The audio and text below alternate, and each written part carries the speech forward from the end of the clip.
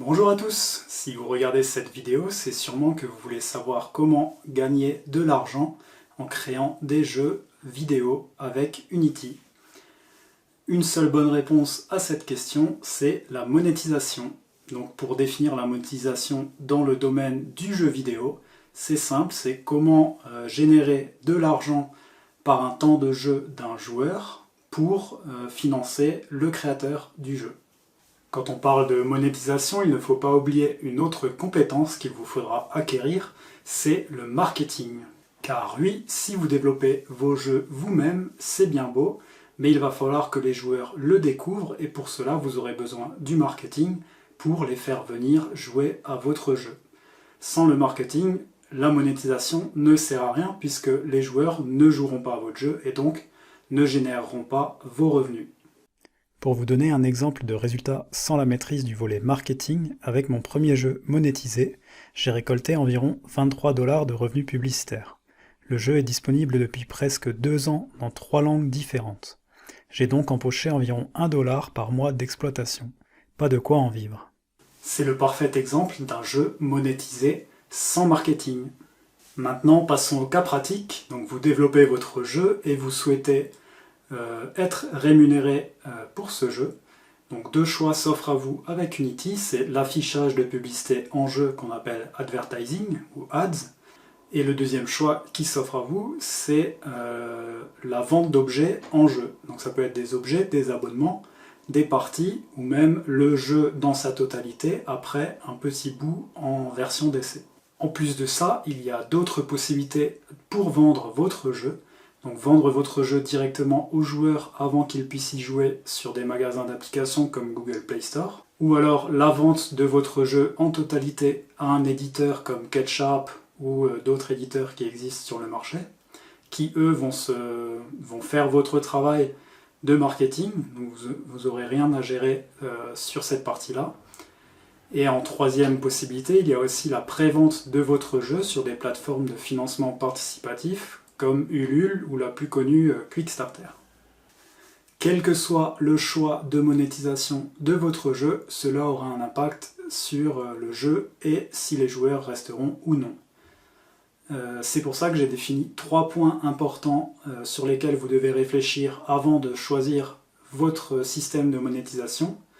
Donc c'est savoir comment vous allez faire venir de nouveaux joueurs dans votre jeu, si ça va être payant ou gratuit. Quelle est la durée de vie estimée de votre jeu, donc une ou deux parties, 3 parties, 20 parties, 1 heure de jeu ou 1000 heures de jeu. Et aussi si votre jeu est saisonnier ou intemporel. Une fois que vous avez défini ces 3 points, vous saurez comment monétiser vos jeux ou commencer à monétiser vos jeux avec Unity. Pour vous donner un exemple avec mon jeu Bulldozer, donc les 3 points, pour le premier, je compte acquérir les utilisateurs par le biais de mes vidéos et de mon site web, ainsi que les réseaux sociaux ou mes connaissances. Donc c'est sans frais pour moi, pas de publicité à faire pour le moment, ça ne me coûte rien à part de l'énergie et du temps. Le deuxième point, pour ce qui est de combien de temps je juge que les joueurs joueront à mon jeu, donc tout dépend du profil, ça peut être quelques parties pour un joueur pour lequel il n'aura aucun plaisir à jouer à mon jeu, ou alors vraiment un grand nombre de parties pour quelqu'un qui se passionne du jeu. En troisième point, donc la saisonnalité ou l'intemporalité du jeu. Je pense que le jeu sera intemporel au même titre qu'un jeu de société ou un jeu de plateau comme les jeux d'échecs, le jeu de dames ou ce genre de jeu. C'est un jeu auquel on peut jouer des milliers de fois puisque le plateau est aléatoire et les stratégies de jeu évoluent en fonction des joueurs avec lesquels on va jouer. En conclusion, le volet marketing ne me coûte rien mis à part du temps et de l'argent. Je peux donc commencer en mettant simplement des publicités en jeu à la fin de certaines parties. Par la suite, si les joueurs le souhaitent, je pourrais ajouter des objets au jeu et en échange de ces objets, demander une rémunération aux joueurs. Donc c'est gagnant-gagnant, le joueur a des nouveaux objets et le développeur ou le créateur a de l'argent pour financer la création du jeu.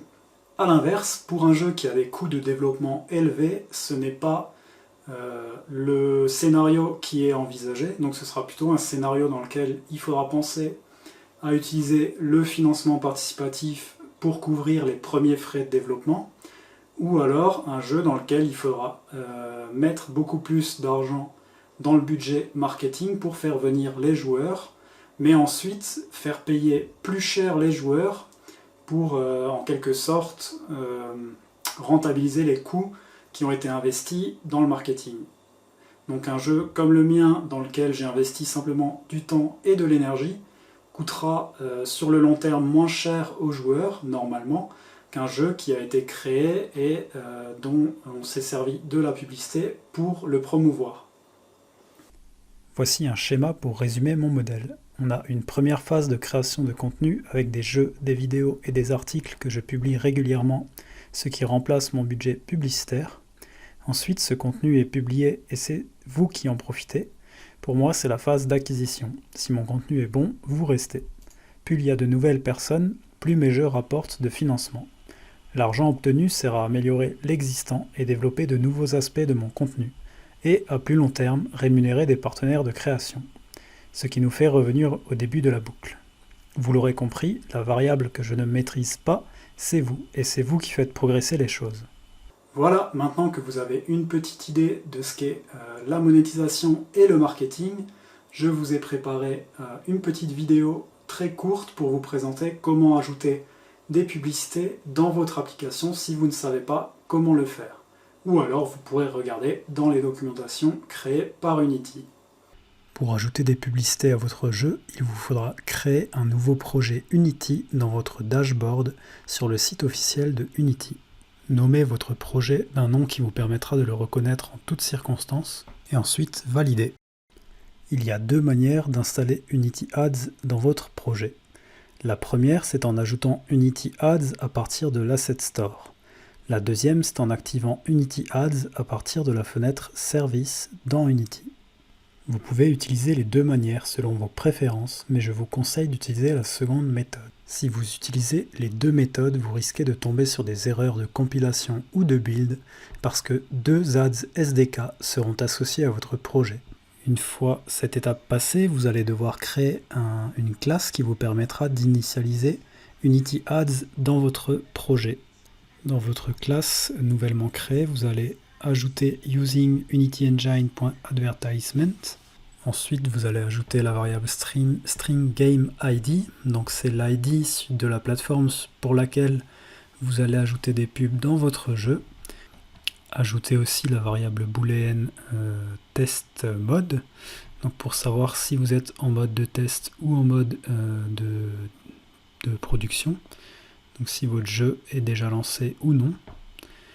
Et maintenant dans void start, donc dans l'initialisation de cette classe, vous allez ajouter advertisement.initialize votre game ID trouvable dans le dashboard plus test mode. En dernier lieu, on va créer une nouvelle fonction qui s'appelle show ads, qui va nous permettre en fait de demander d'afficher une annonce sur l'écran du joueur.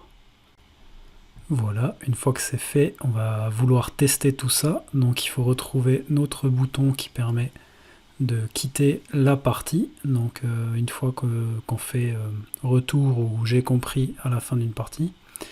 Et on va ajouter donc global.adsManager, donc ma nouvelle classe, .showAds. Voilà. Et on va tester ça tout de suite. Voilà, je lance une partie, enfin je lance le jeu. J'attends un petit peu parce que ça galère. Je clique sur jouer, charger une partie. Donc c'est une partie existante. Hein. On se déplace, voilà. Et c'est la fin de la partie. Donc j'appuie sur compris et on voit bien, voilà, ce screen et votre annonce Unity Ads. Et tout a l'air de marcher. Et vous pouvez appuyer sur quitter ou close. Il va nous rester quand même un tout petit détail à régler. Donc pour cela, dans le dashboard, allez dans Setting, Project Setting. Et ici, vous voyez en descendant Store IDs et Apple App Store et Google Play Store. Et ici, en fait, vous allez devoir rajouter le nom de votre paquet pour faire le lien entre Google Play et Unity et voir vos revenus ajoutés dès que des gens regarderont votre pub.